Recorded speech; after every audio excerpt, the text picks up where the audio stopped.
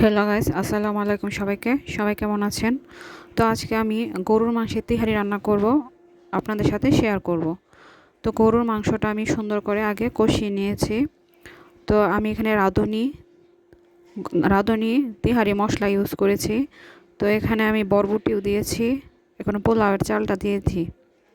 তো এখন আমি সুন্দর করে বিরিয়ানিটা মাংসের সাথে মিশিয়ে নেব। সুন্দর করে চালটা মশলার সাথে মাংসের সাথে ভালো করে মিশিয়ে নেব। তো সুন্দর করে নাড়াচাড়া দিয়ে নিচ্ছি। তো আমি কিছু প্রসেস প্রথমে দেখাতে পারিনি, তো অন্য একটা ভিডিওতে শেয়ার করব।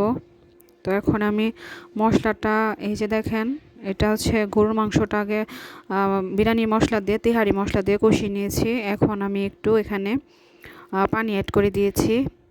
তো সুন্দর করে মশলার সাথে মাংসের সাথে চালটা ভালো করে কষিয়ে নিয়েছি। এখানে আমি মটরশুঁটি দিয়েছি। তো হালকা একটু নাড়াচাড়া করে দেন আমি একটু পানি দিয়ে ঢেকে দিব।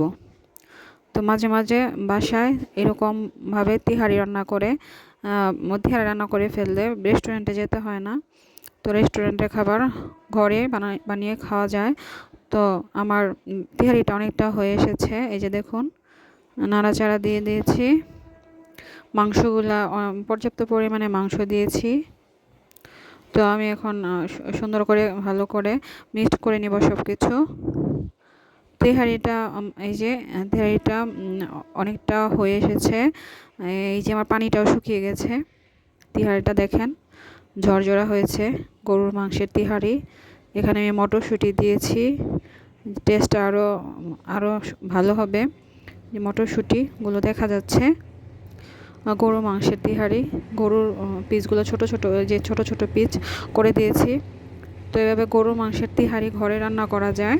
রান্না করলে মজাই হয়, বাইরে যেয়ে খেতে হয় না। তো আপনারাও মাঝে মাঝে অবশ্যই তিহারি রান্না করে খাবেন। তো আমি একটু ঘি দিয়ে দিব, এটা হচ্ছে ভালো একটা ঘি। এটা আমি তিহারির উপরে দিয়ে দিব, সুন্দর একটা ফ্লেভার আসবে।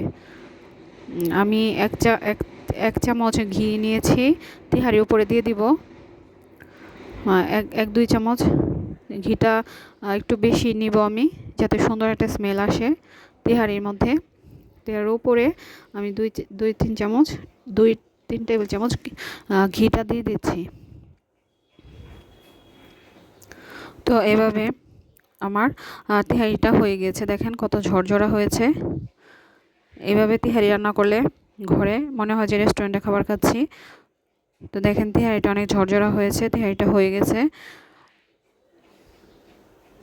এই যে গরুর মাংসের পিসগুলো ছোট ছোট করে ফেলেছি, দেখা যাচ্ছে। তো একটা সুন্দর স্মেল আসছে তিহারিটা থেকে, গরুর মাংসের তিহারি। তো আপনারাও মাঝে মাঝে এভাবে গরুর মাংস দিয়ে তিহারি মশলা দিয়ে গরুর মাংসের তিহারি রান্না করবেন, তাহলে রেস্টুরেন্টে যেতে হবে না। তিহারিটা সুন্দর একটা কালার এসেছে। আমি আবার একটু ঘি দিয়ে দিচ্ছি।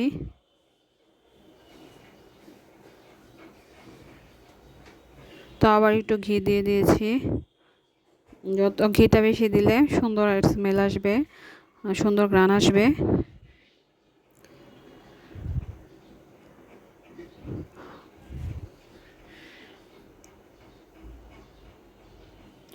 তো যে আবার ঘি দিয়েছি, গরুর মাংসের তিহারিটা হয়ে গেছে। এখন আমি সার্ভ করব।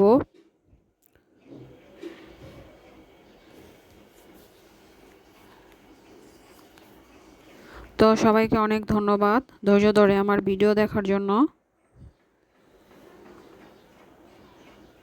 এভাবে আপনারাও ঘরে তিহারি রান্না করবেন, খাবেন, এবং আমার তিহারিটা কেমন হয়েছে অবশ্যই জানাবেন।